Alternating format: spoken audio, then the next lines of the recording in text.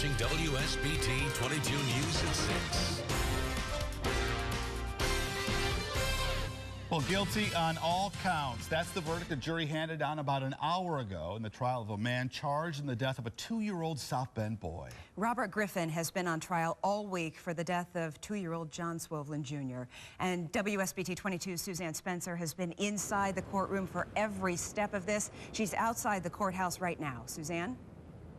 As the judge read the verdict, Jennifer and Rick, one juror sobbed, at least one of them. The judge told the jurors she knew this would be a difficult case and the charges could not be more serious. And now Robert Griffin is facing up to 115 years because of it. It's been almost 1 year since the stray bullet hit and killed Swovlin. He was playing outside with his older sister when he was gunned down. Police say that bullet came from a fight between two rival gangs. That bullet traveled almost 4 football fields. I just spoke with John Swovlin Jr.'s great aunt, who's been there through this trial, and shared her thoughts about this verdict. They can see theirs. They can go visit them. We don't have him. And his mother kept saying today, we're just going to leave it to God. We're going to go to God. We're going to leave it to God. I really wanted to turn to her and say, you know what? Our baby is already with God. That's my thought. So I am just so glad that everything went the way it did. Any case involving the death of a child is going to be tough. A case where the intent is not just painted on the wall for everybody to see, that's tough. The jury, I think, took a long time to consider that and weigh the evidence and sort it out and come to the conclusion.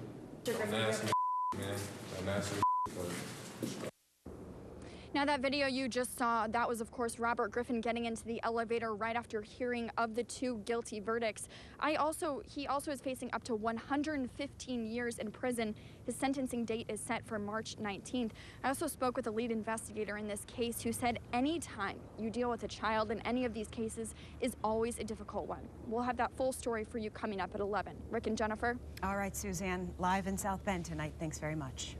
Well, the lake effect snow stopped overnight, but it left a mess on the roads for the morning commute. Police responded to a lot of slide-offs and crashes on the bypass. You can see just how slick the roads were. Cars going slower to keep things safe. We actually broke a record for the bitter cold temperatures.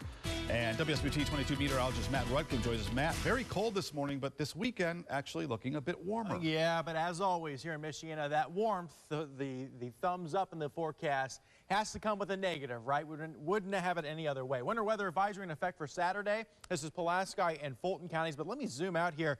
If you're traveling downstate, maybe Indianapolis, Lafayette, Anderson, Muncie, anywhere downstate, you're going to deal with significant snowfall. Here's our local snow expectations for tomorrow. 2 to 4 inches. Highest amounts will be south of US 30, 1 to 2 inches near the state line. So certainly not a deal breaker this weekend. But if you're traveling south, in excess of 8 inches of snow is possible. And you know just as well as I do that our downstate friends and family don't handle the snow as well as we do up here. So keep that in mind if you're traveling. Outside right now, temperatures in the lower to middle teens. That's about as cold as we're going to get tonight. Temperatures actually rise ahead of this next system. We'll time out that snow hour by hour. We'll look ahead to the warmer temperatures and then another Arctic outbreak next week.